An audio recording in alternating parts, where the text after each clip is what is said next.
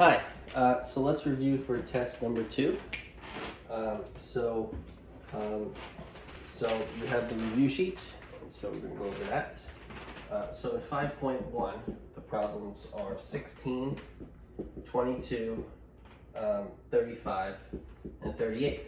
Okay, so let's start with number 16. So in 5.1, number 16, if f of x is equal to x to the fifth plus x cubed plus x, we're going to find f inverse of 3 and f of f inverse of 2. Okay, so let's find f inverse of 3. F inverse of 3, f inverse of 3 equals blank, because f of blank, f of box, is equal to 3. So we need to find something to plug into f to get 3.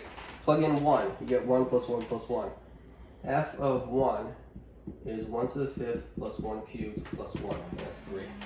So the thing you put in here is a 1. So f of 1 is 3, and that means that f inverse of 3 is 1. So the final answer is 1. Okay?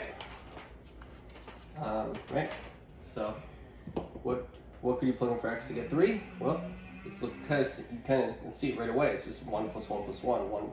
You just plug in 1 to the fifth plus 1 cubed plus 1. Okay. F of f inverse of 2.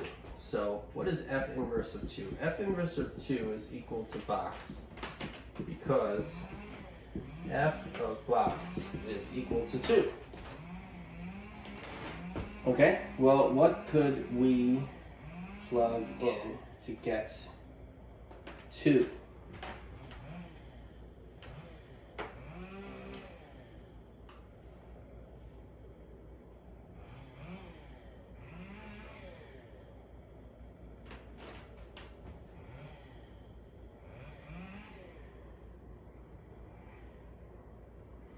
Well, f of 0 is 0, f of 1 is 3.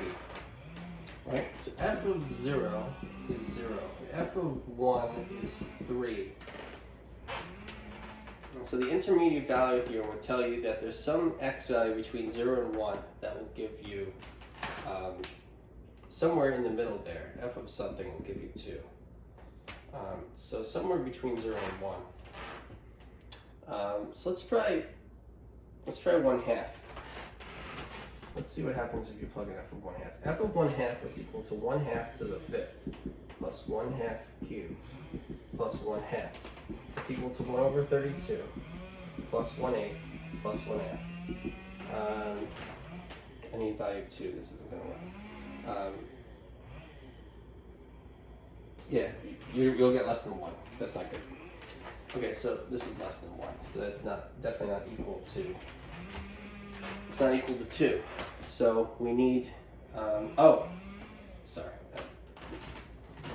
Okay, forget all of this. Okay, so f of f inverse of 2. F of f inverse of 2. They made it hard to calculate on purpose. F and f inverse are inverse functions, and they cancel. So f of f inverse of 2 is just 2. The answer is 2. Alright, very easy question. Okay, let's go next. So after 16 is 22. Right? So a lot of calculus problems are just knowing the trick. When you know the trick, it's a very easy problem. Okay, so number 22 is find a formula for the inverse. So f of x is equal to 4x minus 1 over 2x plus 3. So we're going to find the formula for the inverse. And so I'm going to write y instead of f of x. So y equals 4x minus 1 over 2x plus 3. I'm going to cross multiply. Get y times 2x plus 3 is equal to 4x minus 1. Multiply out. You get 2xy plus 3y is equal to 4x minus 1. I'm going to move the x term to the other side. Actually, I'm going to move the x term to this side. So I get 4x minus 2xy. And I'm going to move the 1 to this side and get 3y plus 1. And I'm going to factor out the x here and get x times 4 minus 2y. And so 3y plus 1 equals x times 4 minus 2y. So that implies that x is equal to this 3y plus 1 divided by 4 minus 2y. So that implies that Switch x and y. Now switch x and y. Get y is equal to 3x plus 1 over 4 minus 2x. That's f inverse of x. Okay, that's finding f inverse of x. You cross multiply, you solve for x in terms of y, and you switch to x and y. The new y is f inverse of x. Okay, you solve for x in terms of y, switch x and y, the new y is f inverse of x. Okay, this is review 22. That's 22. The next one is 35. So for 35, there's lots of parts to 35. Okay, so 35 is f of x is equal to 9 minus x squared. And this is from 0 less than equal to x less than equal to 3, and a equals 8. So for part A, you want to show f is 1 to 1. Okay, so x1 does not equal x2, implies that x1, so this is only for x from 0 to 3. So you cannot make this argument if you were to say all real numbers. But for x from 0 to 3, two different x values imply that the squares are different. Only for x from 0 to 3. If it was from negative 3 to 3, this would not be true. But on this interval, this argument is true. Two different x values will give you two different squares. That implies that 9 minus x1 squared does not equal 9. I'll do it in between step. This implies that negative x1 squared does not equal negative x2 squared. That implies add 9 to both sides. 9 minus x1 squared does not equal 9 minus x2 squared. And that implies, well, if this is f of x1, that does not equal f of x2. And so x1 not equaling x2 implies f of x1 does not equal f of x2. That means f is 1, 2, 1. Okay, so that's part A. So what I just proved there is that f is 1 to 1. Part B, use theorem 7 to find f inverse prime of A. So f inverse prime of A is 8. So f inverse prime of 8 is equal to 1 over f prime of f inverse of 8. Okay, that's 1 over f prime of what we find f inverse of 8 to be. Well, f of 1 is 9 minus 1 squared, which is 8. And so if f of 1 is 8, f inverse of 8 is 1. Right? F of 1 is 8, so f inverse of 8 is 1. So f inverse of 8 is 1. And so we just need to find f prime of 1 and plug it in there. Well, if f of x is that, f prime of x is negative 2x. And so f prime of 1 is equal to negative 2 times 1, which is negative 2. So f prime of 1 is negative 2. And so this is 1 over negative 2. That's the final answer. F inverse prime of 8 is negative 1/2. Okay, that's part B.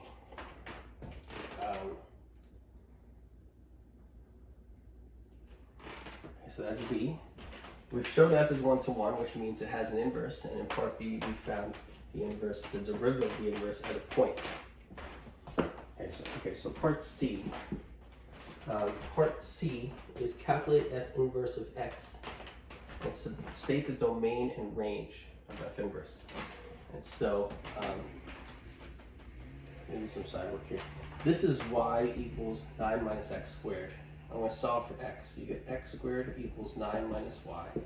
X is equal to the square root of 9 minus y. It's the positive square root because x is from 0 to 3.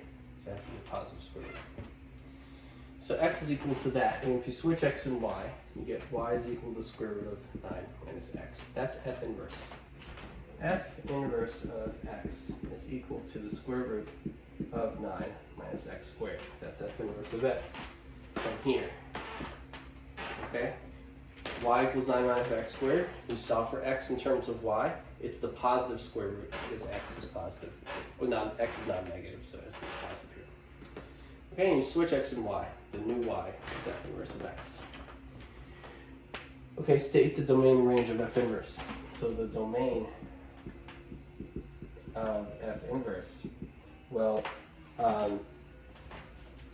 let's look at the domain range of f. Okay, so the domain range of f from x from 0 to 3. If you had 9 minus x squared, that would look like this. This would be the graph of y equals 9 minus x squared.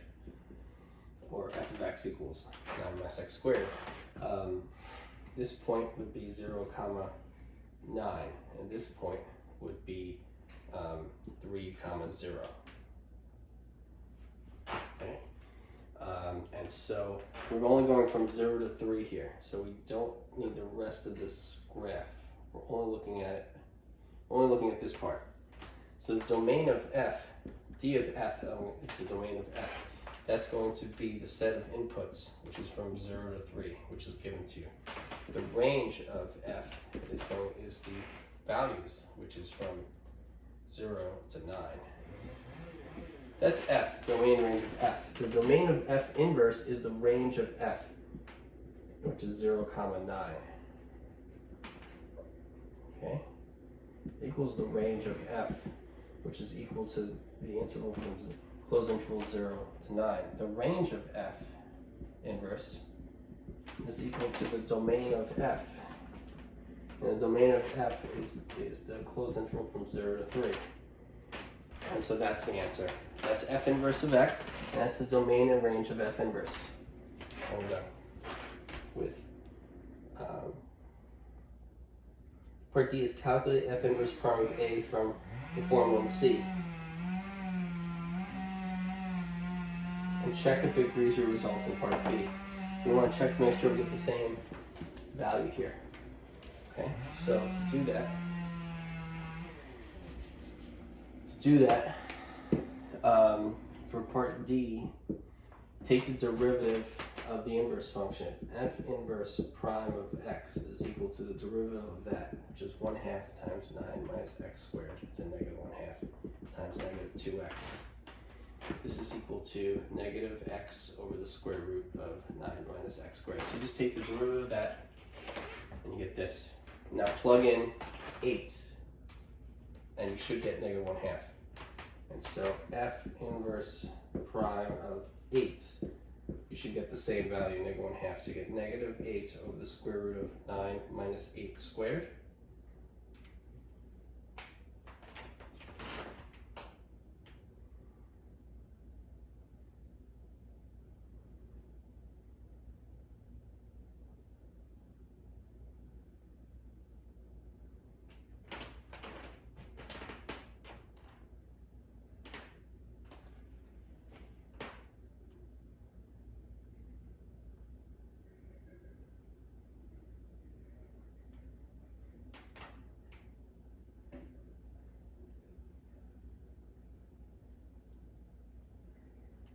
So let me calculate the derivative again. This is f inverse prime. F inverse of x. F inverse of x is equal to 9 minus x squared to the 1/2. F inverse prime of x is equal to 1/2 times 9 minus x squared to the negative 1/2 times negative 2x. That's equal to negative x over the square root of 9 minus x squared.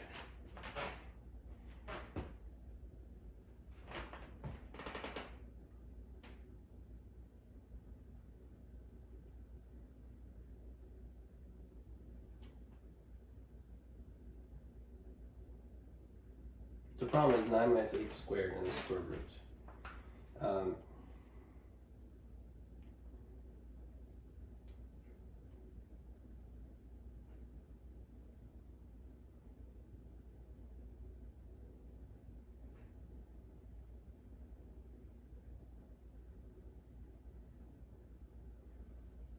That's fine.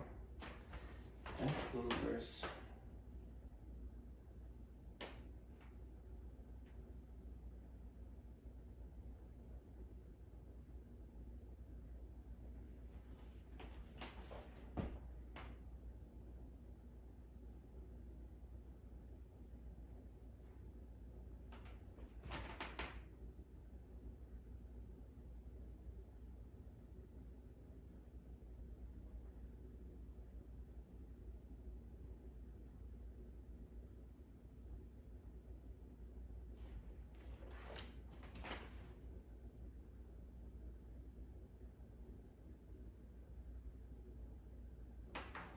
Okay, so if you have y equals 9 minus x squared, you have x squared equals 9 minus y.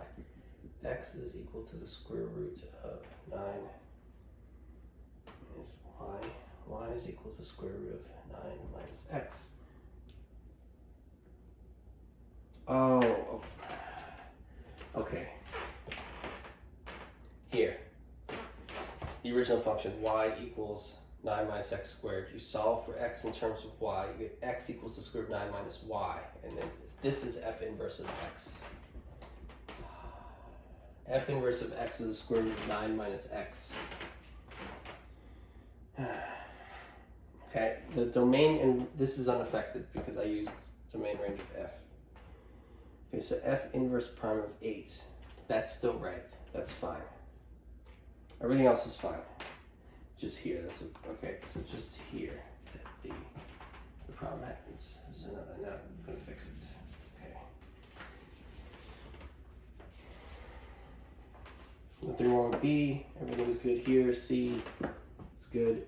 A is 1 to 1. That's fine. D. Okay. Now we're going to calculate the derivative. F inverse prime of x is equal to the derivative of that, which is 1/2 times 9 minus x and negative 1/2 times the derivative of 9 minus x, which is negative 1. That's equal to negative 1 over 2 times the square root of 9 minus x.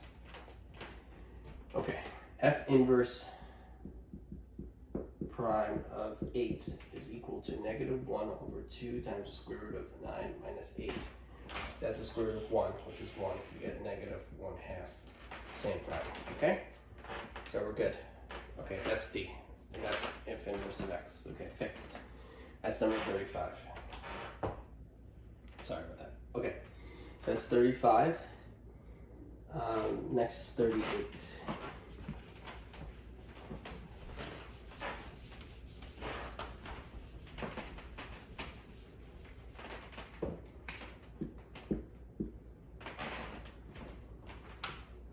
Okay, so f of x is equal to x cubed plus 3 sine x plus 2 cosine x, a equals 2. Okay, so we're going to find f inverse prime of a. Okay, find f inverse prime of a. So f inverse prime of a is f inverse prime of 2. It's 1 over f prime of f inverse of 2. It's 1 over f prime of what f inverse of 2 is. So we need to find what f inverse of 2 is. So if f of something is 2, that implies that f inverse of 2 is that something. Okay, so we need something to plug into this equation.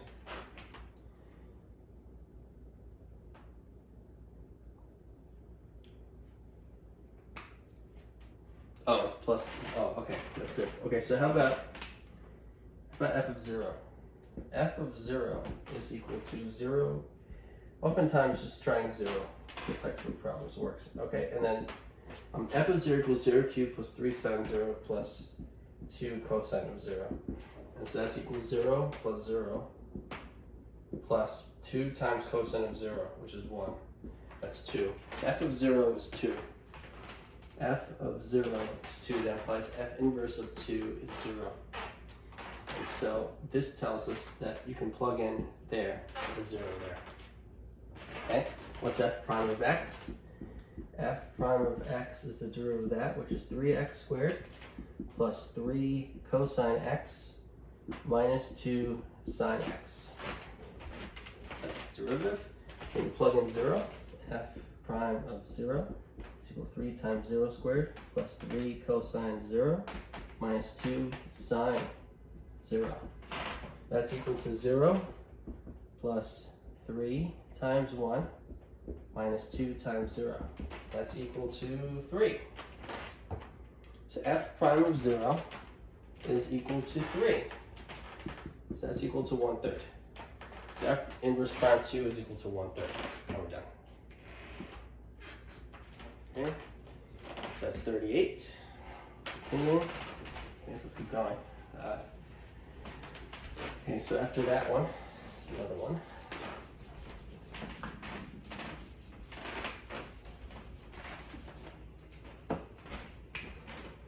So 5.2, numbers 4, 7, 10, 14, 16, 23, 34, 38, and 39.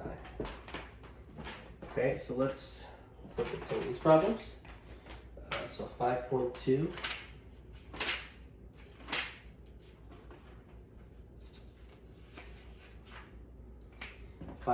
Number 4. Check the camera. And the camera's fine. 5.2 number 4. We want to use the laws of logarithms to expand. So this is ln of s to the fourth, the square root of t times the square root of u. The square root of t times the square root of u. Say it that way. So we're going to use the laws of logarithms to expand that quantity. So this is ln. By the first law of logarithms, this is ln of s to the fourth plus ln of the square root of t times the square root of u. I'm going to write this now using exponents. This is ln of s to the fourth plus ln of t u to the 1/2 raised to the 1/2. Okay, t times u to the 1/2, all that raised to the 1/2. This is equal to ln of s to the fourth plus ln, and now multiplying this t to the 1/2 times u to the 1/4. Okay? So ab raised to the nth power is a to the n times b to the n. So this is t to the 1/2 times u to the 1/2 times 1/2. Okay, so this is equal to, again using the first law of logarithms, this is ln of s to the fourth plus ln of t to the 1/2 plus ln of u to the 1/4. Okay, so ln of a product is the sum of the ln's. That's by law 1. And now by law 3, I'm just going to move the exponents in front. So this is equal to 4 ln of s plus 1/2 ln of t plus 1/4 ln of u.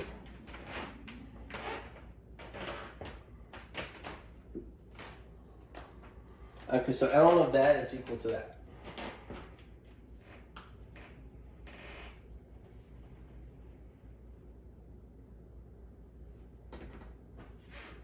Okay, so that's equal to that. Okay, so that's number 4. Good.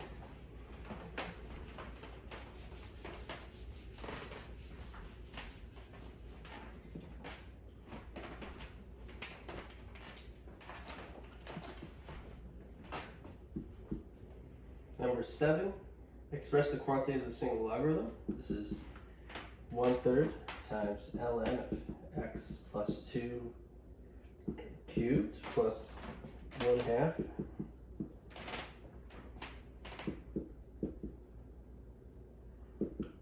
ln x minus ln of x squared plus 3x plus 2 squared.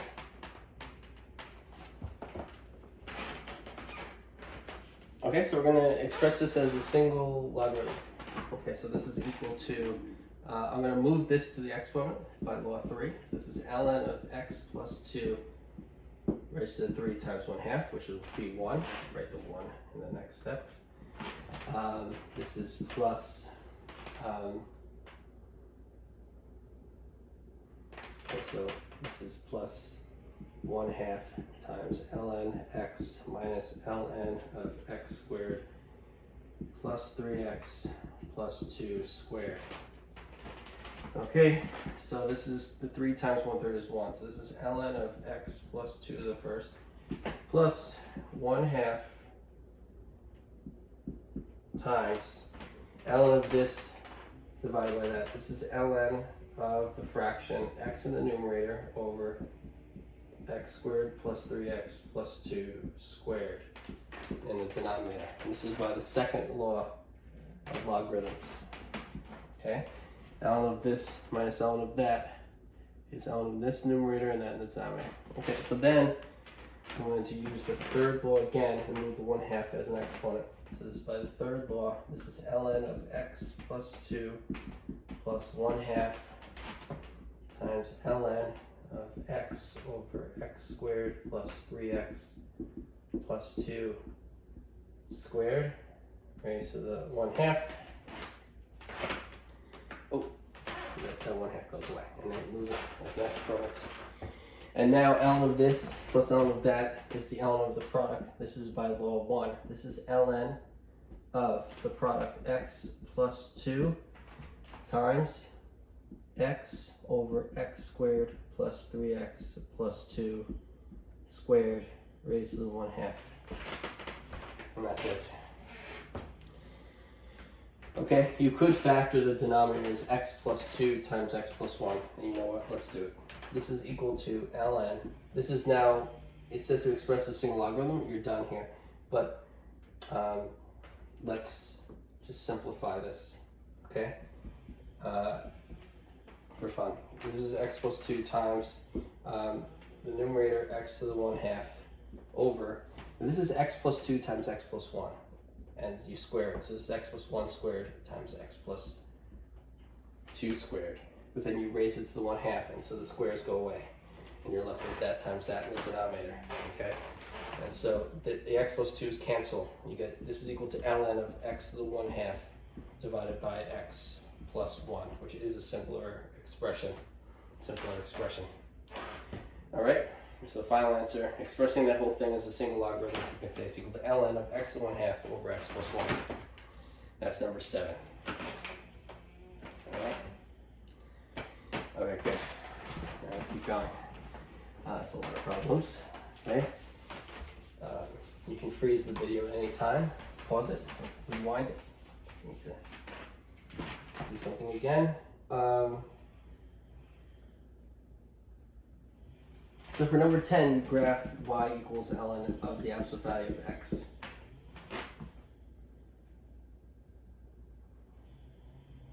Okay? So what is, if x is positive, right? That's equal to ln of x if x is positive, right? And it's equal to ln of negative x if x is negative. And it does not exist if x equals 0. So it's not defined at x equals 0. So it's ln of x if x is positive. So this is the graph of ln of x when x is positive. Okay, so I'll just redraw that. That's for positive x values. X is to the right of the y-axis. Now, when you're talking about a negative x value, then if x is negative, then ln of absolute value of x is ln of negative x. And so it just takes the same values as this function on this side. It's just a mirror image of that. And so you get that. Okay? And so both of them combine, not just one side. Both of them is the graph of y equals ln of the absolute value of x. So number 10, that's the graph of y equals ln of absolute value of x. From here. This graph is just a reflection about the y-axis of that graph. You're replacing x with negative x. When you replace x with negative x, you take the graph and you reflect it about the y-axis. You reflect this about the y-axis, and you get ln of absolute value of x, where an x is negative. Okay, that's number 10. Let's keep going.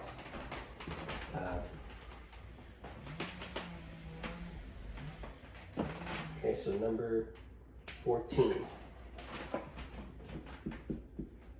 For number 14, find the limit. The limit as x approaches infinity of ln of 2 plus x minus ln of 1 plus x. X approaches infinity. Okay, so this is equal to the limit as x approaches infinity of ln of 1 log, which is 2 plus x over 1 plus x. This is by the second law of logarithms. The difference of 2 logs is the log of one fraction, where the first thing is the numerator and the second thing is the denominator. Okay? So what I'm going to do is I'm going to divide the numerator and denominator by x inside ln. So this is equal to the limit as x approaches infinity of ln of, divide numerator and denominator by x, you get 1 plus 2 over x over 1 plus 1 over x. And if you take the limit as x approaches infinity of this, then you calculate it and you get ln of 1 plus 0 over 1 plus 0. That's equal to ln of 1, and ln of 1 is 0. And so that limit is equal to 0. Okay, so that's number 14. Nice simple number. When you see a simple number as an answer, you feel confident it's the answer. Keep going. That's 14.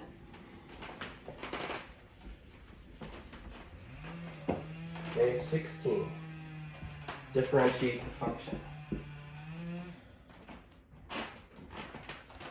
Okay, so for number 16, differentiate the function. The function is f of x is equal to x ln x minus x. And so when you differentiate the function, you get f prime of x is equal to the derivative of x ln of x using the product rule is the first function x times the derivative of ln of x plus ln x times the derivative of x, which is 1. And that's minus the derivative of x, which is 1. And so here's your final answer. You get 1 minus 1, which is 0. And then ln of x. That's it. So f prime of x is just ln of x. This is 1 minus 1, which is 0. And then ln of x times 1 is left with ln of x. And the answer is ln of x. That's number 16.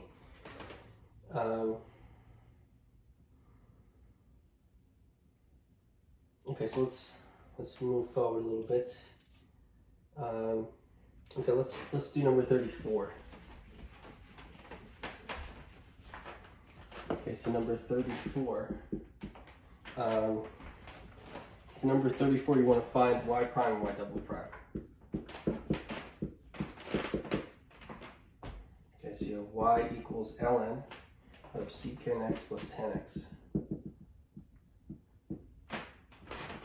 Okay, so we're going to find y prime and y double prime. Y prime is equal to 1 over what's inside the ln times the derivative of what's inside the ln. And so in this case, the derivative of secant x is secant x tan x plus the derivative of tan x, which is secant squared x. That's y prime of x. Okay, and we can simplify this. This is equal to, if we factor out the secant x here, we get secant x times tan x plus secant x divided by secant x plus tan x. Okay, this is the same thing. That cancels with that. We get that that's equal to secant x. So y prime is equal to secant x. Okay, so y prime is equal to secant x. And then y double prime is the derivative of secant x. And so the derivative of secant x is secant x tan x. And that's it. Derivative of secant x tan x.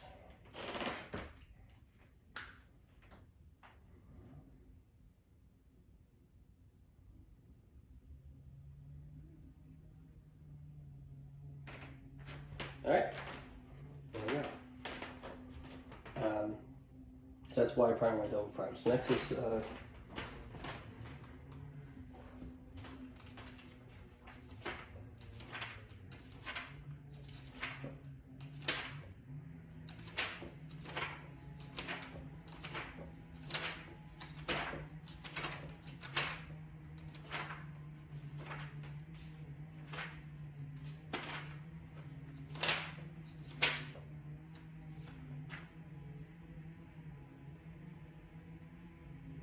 good. I'm just checking to make sure I was right. Okay, so then next one is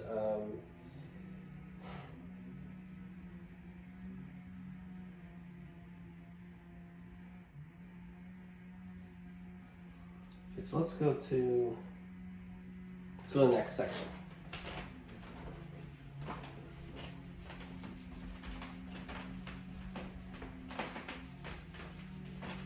Okay, so the next section is 5.3.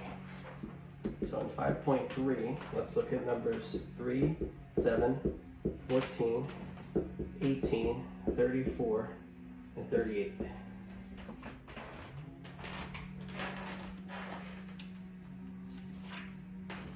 Okay, so for 5.3, number 3 is simplify each expression. So for 3a, we have e to negative 2 ln 5, and that's equal to e to the ln 5 raised to negative 2, and so e and ln cancel, and you get 5 to negative 2. That's 1 over 5 squared, that's 1 over 25. That's A. 3b, you get ln of e to the 10th power.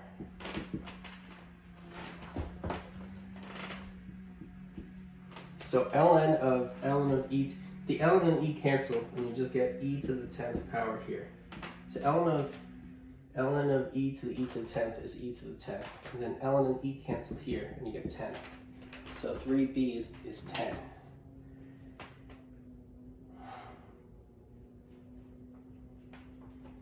Okay, so number 7.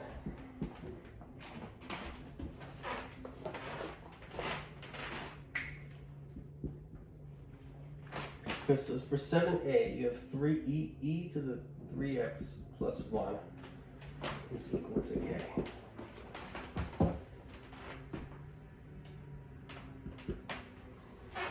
So e to the 3t plus 1 equals k, that implies that ln of e to the 3t plus 1 is equal to e to the k. So ln and e cancel, you get 3t plus 1 is equal to e to the k, and you solve then for t, and you get 3t is equal to e to the k minus 1. That implies t is equal to e to the k minus 1 over 3. Okay, so t is e to the k minus 1 over 3. Okay, you take ln of both sides, ln and e cancel, get 3t plus 1 equals k.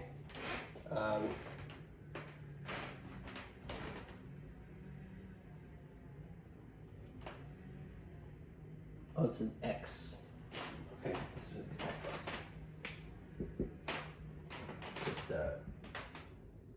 Just x instead of 2. So I'm just going to write x there. That's x equals e to the k minus 1.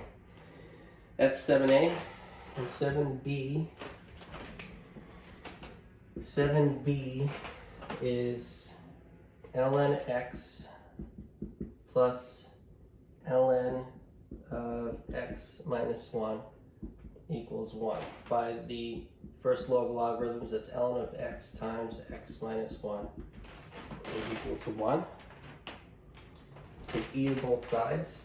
E to the ln of x times x minus 1 is equal to e to the first. That implies the e and ln cancel. You get x times x minus 1 is equal to e. That implies that x squared minus x is equal to e. And that implies that x squared minus x minus e is equal to 0. And you just solve the quadratic equation for x. Okay, you get x squared minus x minus e equals 0. So I'll do that here. Solving the quadratic equation, x equals negative b plus or minus the square root of b squared minus 4ac over 2a. A is 1, b is negative 1, c is negative e.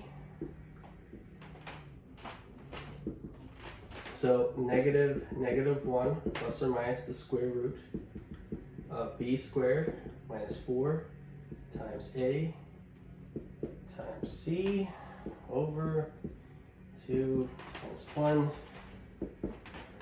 So negative 1 is 1 plus or minus the square root of 1 plus 4e over 2. All right?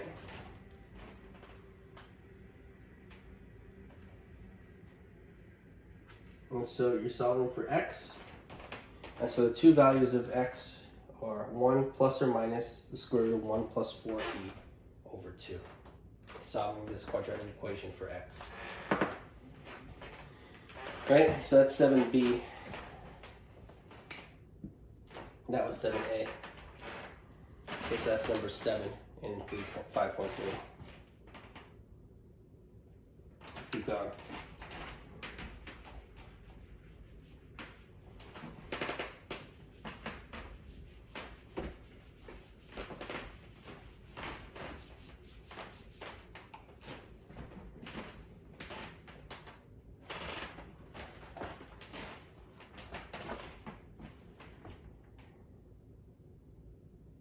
Okay, so for number 14, we're going to sketch this graph.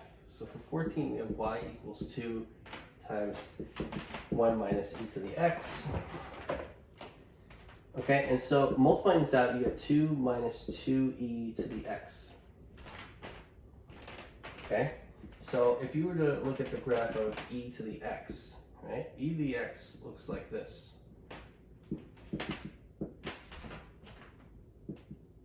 Negative e to the x would be a reflection about the x-axis. This would be y equals negative e to the x. Then if you just multiply the values by 2, then what you would get, you would just get a steeper, you would get that, and then that would be y equals negative 2e to the x. Okay? And then adding 2 to it, you just move this up 2 units. And so when x is 0, you get 2 minus 2, which is 0. So this is going to cross the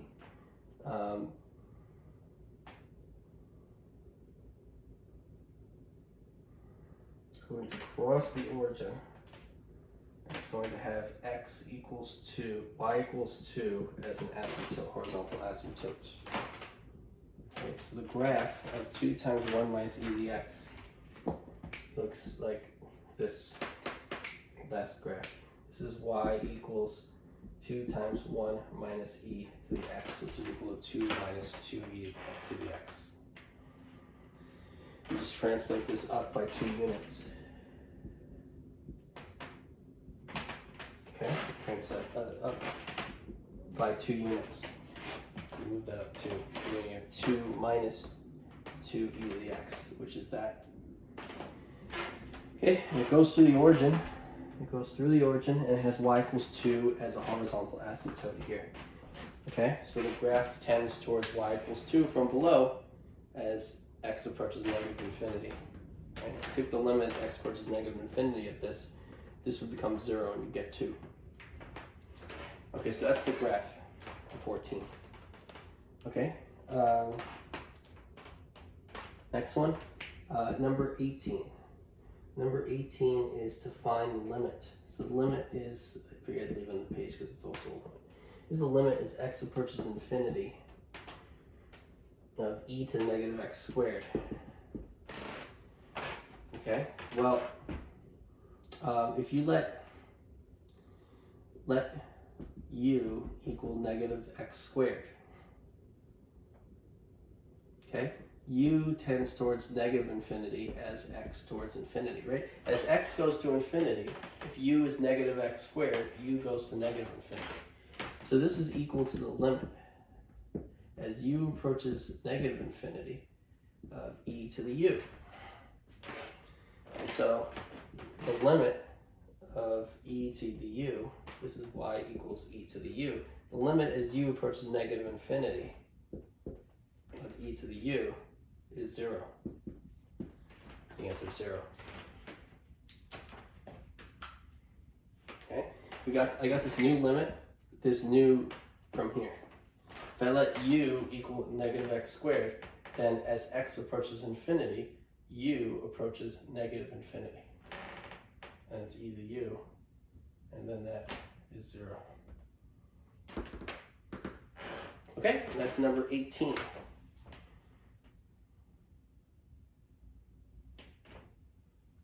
All right, so let's go to 5.4.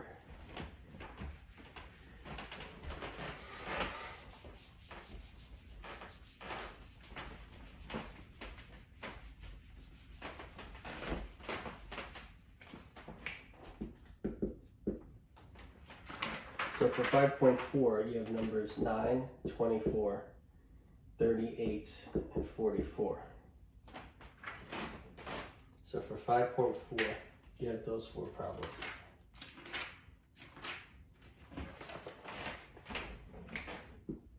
So number 9 in 5.4, let's do part A. So for part A, it's log base 2 of 6 minus log base 2 of 15 plus log base 2 of 20.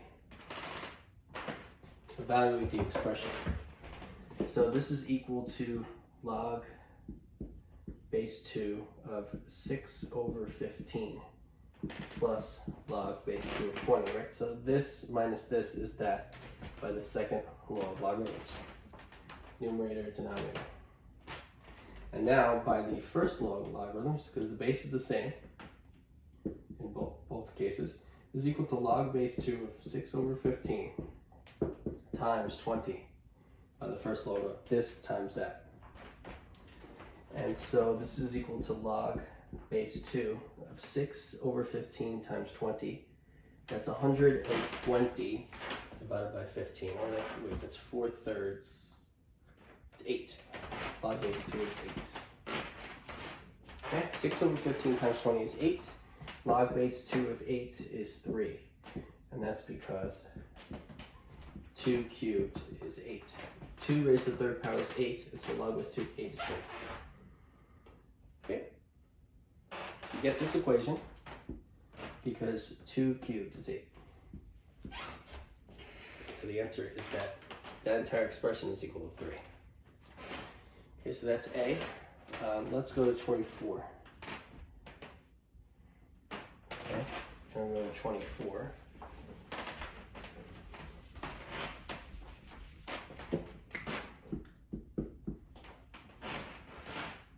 So for 24, you have g of x is equal to x sine of 2 to the x.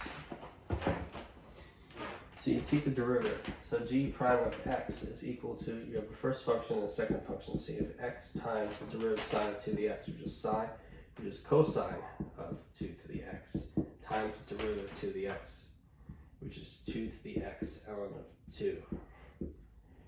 Plus the second function, sine of 2 to the x times the derivative of x, which is 1. So that's g prime of x. Okay. So the product rule, first times derivative, second derivative, sine of 2 to the x is cosine 2 to the x times derivative of 2 to the x was 2 to the x sine ln of 2. Plus second function times derivative of x was 1. So I went through all this in detail in the lesson where I took the product rule, separated into functions, gave you the formula for each one, right? And so every time you do a derivative, it would be a lot to write all that down, right? Just as the formula, to remind you of the formula. So the product rule says the derivative of f times g is equal to f times g prime plus g times f prime. That's the product rule. Okay? That's the product rule. So I use that here where f, the first function is x and the second function is sine of 2 to the x. Also, the derivative of a to the x, remember, is a to the x ln of a, where a is a constant. And so here the derivative of 2 to the x was 2 to the x ln of 2 by that formula. Right, the derivative of sine x is cosine x. Right, and here the derivative d dx of sine of a function of x u is equal to cosine of u times du dx. And so here the derivative of sine of 2 to the x was cosine of 2 to the x times the derivative of 2 to the x, which was 2 to the x ln of 2. Okay, so I used all this in this derivative problem. Okay.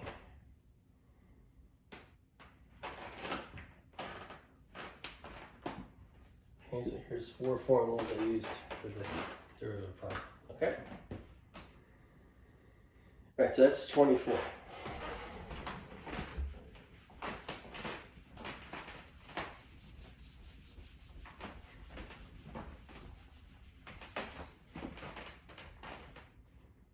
Differentiate the function 38. Y equals ln of x raised to the cosine x. Right, like that. So y equals ln x raised to the cosine x. Actually, the book wrote it like this, using less brackets. Let's say it that way. Ln of x raised to the cosine x. Okay, take ln of both sides. Ln y equals ln of ln x to the cosine x. Okay, so I just took ln of both sides.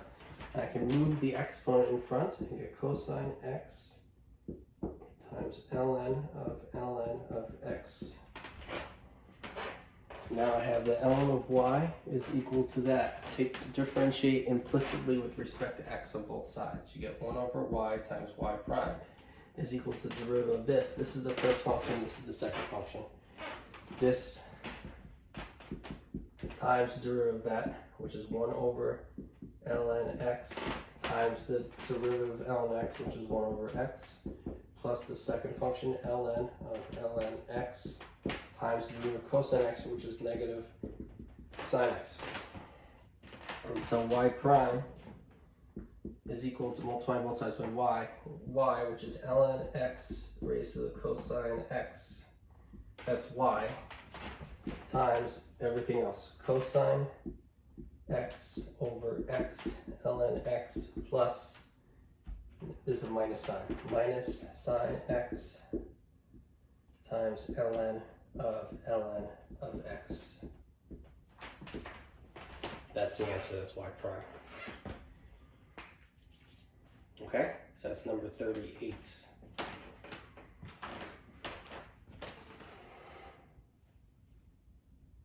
Okay, so this is the final answer. And so then it's 40. Okay, so that's 38. So next one.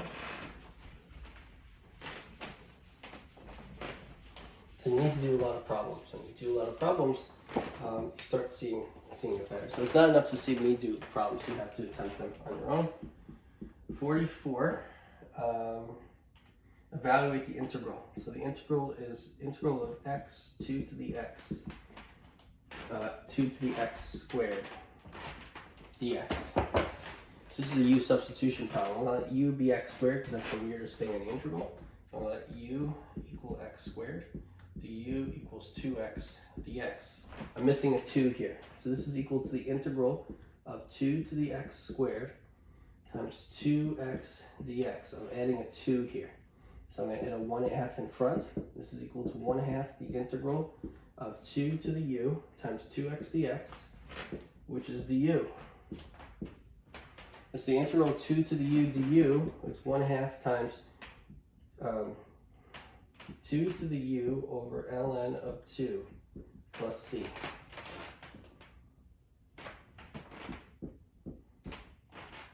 And so since u is x squared, this is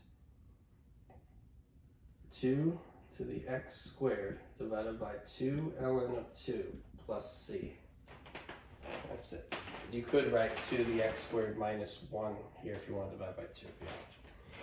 Okay, remember the integral of 2 to the x dx is equal to 2 to the x over ln of 2 plus c. And so here instead of x it's u. So the integral of 2 to the u du is 2 to the u over ln of 2.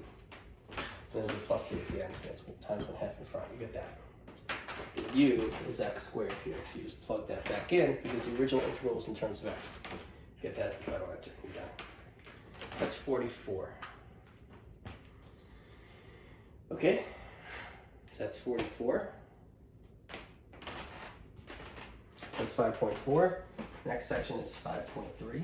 5.5.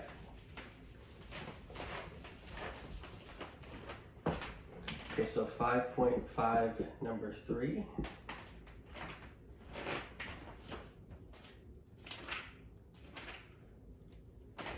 So 5.5 number 3, it's this word problem. A bacteria culture initially contains 100 cells. It grows at a rate proportional to its size. So it grows at a rate proportional to its size. That means dp/dt equals kp. The growth rate is dp/dt. It grows at a rate proportional to its size. That means the rate is equal to a constant times its size. That's what the rate being proportional to its size means, that the rate is equal to a constant times its size. dp/dt equals kp. Okay? And that tells you, that implies that p of t is of the form p of 0 e to the kt, where k is the relative growth rate. K here is the relative, called the relative growth rate. Another way of saying that the that the growth rate is proportional to its size is to say that the relative growth rate is constant. Okay, 1 over p dp dt is constant. That would be another way. The relative growth rate is constant, right? Okay, so after an hour, the population has increased to 420. So 100 cells initially, so that would mean that P of 0 is 100, and P of 1 is 420.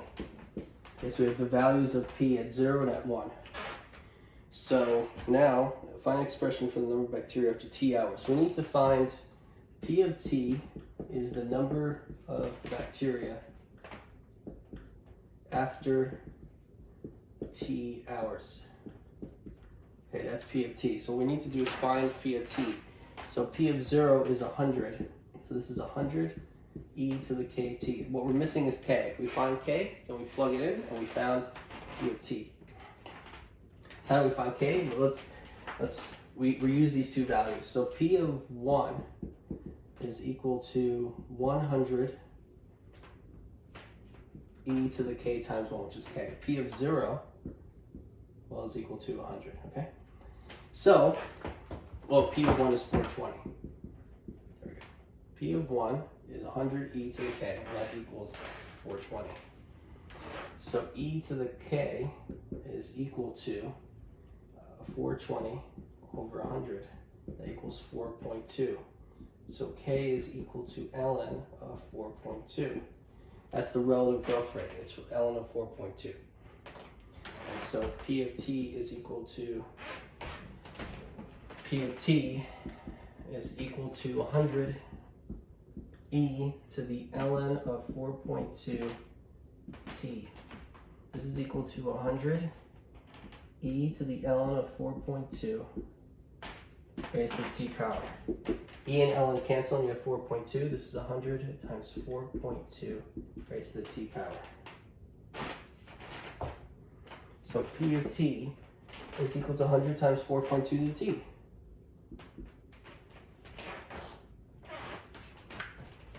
Find the number of bacteria after 3 hours, B. So that's part A. Part A is solved. Okay, I'm going to erase this. I'm going to keep the K equals ln of 4.2 because I don't want to erase it for that later. Okay, so for part B, let's find the number of bacteria after 3 hours. So we're going to find P of 3. That's the number of bacteria after 3 hours. We plug in 3 there. That's 100 times 4.2 cubed. Right? Whatever that is, it is. So you can multiply that. 4.2 times 4.2 is 840816. Okay, and so that's 17.64. 17.64 times 4.2. That's 8, 12, 15, 3, 0, 6. Okay, so you have 16, 25, 20, so you have 16, 25, 37. There we go. We have 8, 3 decimal points. So you have 74.088. That's 4.2 cubed. Which makes sense because 4 cubed is 64. It's going to be larger than that. So you get 74.088. So this is equal to 100 times 74.088. And that's moving the decimal point 2 to the right. You get 7408.8. Alright, got a calculator. Alright, so P of 3 is 7,408.8. Alright, so using a calculator for a test is understandable, but mathematicians don't like to use calculators, I think. Alright, so C. Find the rate of growth after 3 hours. So dp dt at t equals 3 is equal to k times p of 3. Right? dp dpt equals kp. And so k, I left it there, that's good. ln of 4.2 times p of 3, which is 7,408.8. This is equal to 7,408.8 times ln of 4.2. Now, if you put that in a calculator, you'll get another decimal. But I do like this answer because this is the exact value. If you plug in ln of 4.2 in a calculator, you get an approximate value as a decimal rounded to a certain number of decimal places. If you leave it as ln of 4.2, that's the exact value. Okay, so we have the exact value here that the rate of growth after 3 hours, or dp/dt at t equals 3, is 7,408.8 times ln of 4.2. Okay, let's see.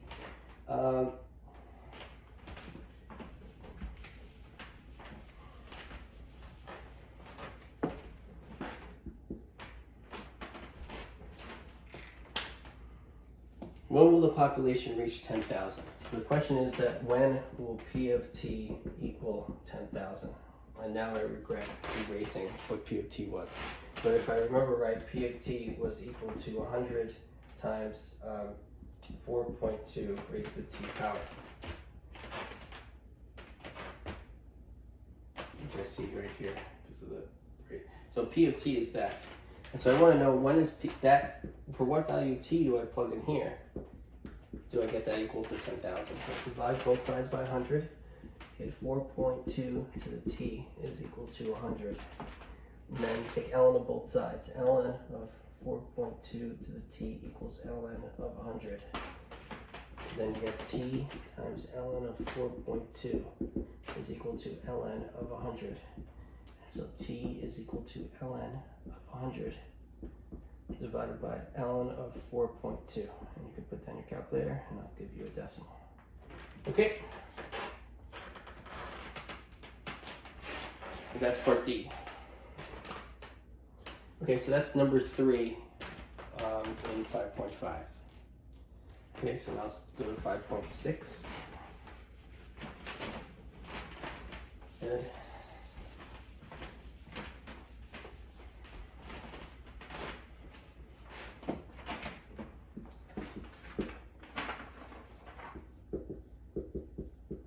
Two, 8, 15, 17, and 26. So these are 5 more columns in 5.6. So let's look at number 2. Okay, so number 2. Good. Camera's good. Number 2, part A. Find the exact value of each expression. 2a is tan inverse of 1 over root 3. Okay, so 1 over root 3, if you rationalize this, if you multiply by root 3 over 3, you get root 3 over 3. So what I know is that tan of 30 degrees, or tan of pi over 6, is equal to root 3 over 3. Okay, we can check that.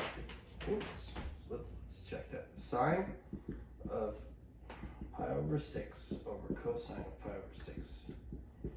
That's equal to sine of 30 degrees, which is 1/2, over cosine of 30 degrees, which is root 3 over 2. That's 1 over root 3. Yep.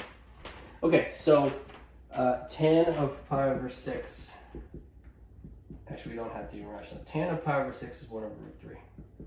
Tan of pi over 6 is equal to 1 over root 3. That implies that tan inverse of 1 over root 3 is equal to pi over 6. And we're done. Okay, so for this problem, you need to know trigonometry from pre-calculus, the values of trig functions.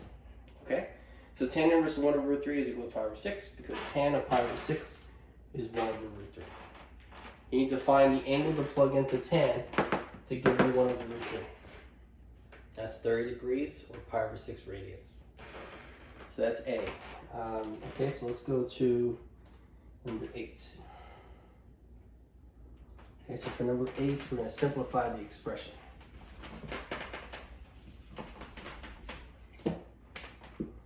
Okay, so we're going to simplify the expression for number 8. So for number 8, we have tan of sine inverse x. What's tan of sine inverse x. Okay, so let's make theta sine inverse x. So if you have a right triangle, theta is this angle of the triangle, then theta equaling sine inverse x means that sine of theta equals x, which is x over 1, right? SOHCAHTOA. Sine is opposite over hypotenuse. So opposite over hypotenuse. Sine of theta is opposite over hypotenuse.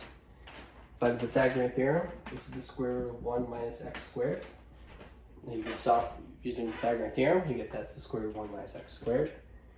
And so now, tan of sine inverse x is tan of theta. Tan of theta is the ratio of the opposite side over the adjacent side. And so you get it's x over the square root of 1 minus x squared. So tan of sine inverse of x is equal to x over the square root of 1 minus x squared. That's number 8. Okay?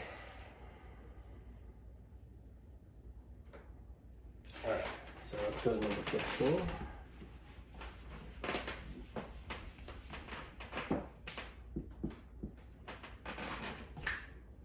Okay, so we want to prove that ddx of cosecant inverse x is equal to the negative of 1 over x times the square root of x squared minus 1. All right, so let theta be cosecant inverse x. Theta equal cosecant inverse x. Then cosecant theta is equal to x. Now take the derivative with respect to x on both sides. We get negative cosecant theta cotangent theta is equal to 1. The derivative of cosecant theta is negative cosecant theta cotangent theta, but and then you multiply by the derivative of d theta, so d theta dx. That equals derivative of x, which is 1. Okay? So d theta dx is equal to negative 1 over cosecant theta cotangent theta. Let me point out d theta dx is d dx of cosecant inverse x. That's what we're trying to find. This is d dx of cosecant inverse x. d dx of cosecant inverse x is d theta dx because cosecant inverse x is theta. Okay, so when we find this, we're finding the answer to the original problem. What we want to show equals that. Okay, so theta is cosecant inverse x. Let's draw a triangle. Okay, we have a right triangle here. Here's theta. Cosecant theta equals x. Well, let's look at SOHCAHTOA. Okay, cosecant is the reciprocal of sine. So if sine is opposite over hypotenuse, cosecant is hypotenuse over opposite. And so this is equal to x over 1. And so this is the opposite of, that's the opposite of this. And so x over 1 is the hypotenuse over the opposite side of the angle. And so solving for this, this is the square root of x squared minus 1. By Pythagorean theorem, you get this is the square root of x squared minus 1. Good. And so now, what is cosecant theta? Well, actually, okay, so cosecant theta we already know is x from here. This is 1 over, this is negative 1 over cosecant x, right, is x. I mean, cosecant theta is x, so that's x there. Now we need cotangent theta. Cotangent is the reciprocal of tan. And so cotangent theta is adjacent over hypotenuse. So it's the square root of x squared minus 1 over x. Right. No, it's adjacent over opposite. No, that's hypotenuse. It's adjacent over opposite. So it's x squared square root of x squared minus 1 over 1. That's cotangent. It's switching tan. So this is theta adjacent over opposite. So it's the square root of x squared minus 1 over 1. That's what cotangent theta is. That's cosecant theta. So this is equal to negative 1 over x times x, the square root of x squared minus 1 over 1 is the square root of x squared minus 1. Okay? And so d dx of cosecant inverse x is equal to negative 1 over x times the square root of x minus 1 half. Okay, and so we showed that. 15 is done. All right, so that's 15. Let's go to 17.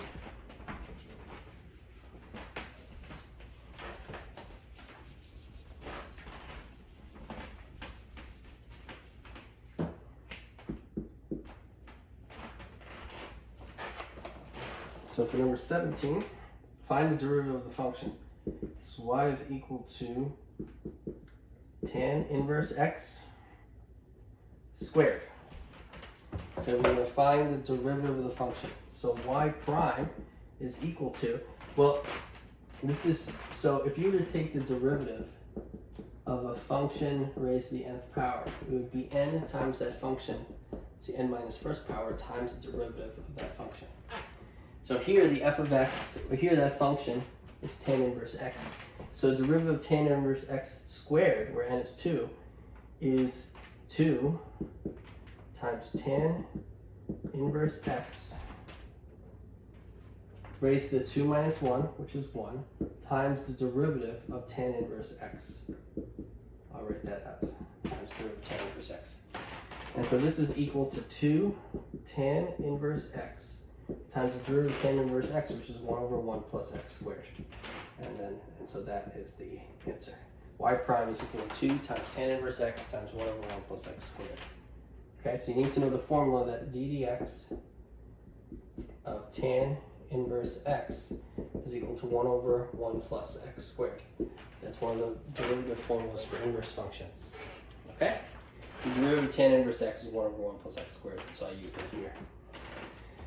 Okay, so that's the answer to number 17 in 5.6.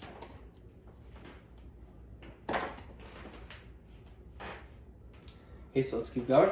So after 17 is number 26.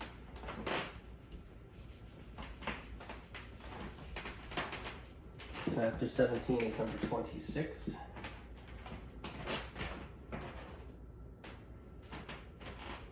So number 26 is find the derivative of the function, simplify wherever possible. So f of x is equal to x ln of arc tan x. For the purposes of the problem, instead of writing arc tan x, I'm going to write tan inverse. It's the same thing. X ln of tan inverse x. Let's write it that way. Okay, so I'm using this notation, not that one. Okay, arc tan x and tan inverse x are the same thing. Okay, so now we're going to find the derivative. So f prime of x, we're going to use the product rule. This is the first function, that's the second function. First function, x, times the derivative of ln of tan inverse x. That's 1 over tan inverse x times the derivative of tan inverse x, which is 1 over 1 plus x squared. Plus the second function, ln of tan inverse x times derivative of x, which is 1.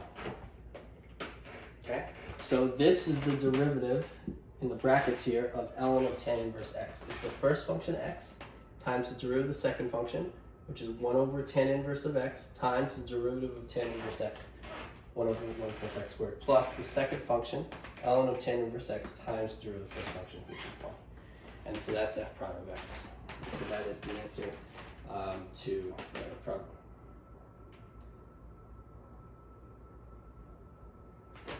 Yeah, so we're good.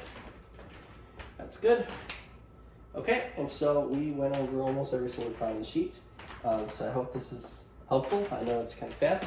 Look over each solution. You can go back, see if your answers are the same as mine, and check to see to make sure you know all the tricks involved in solving these kinds of problems. Okay, good luck.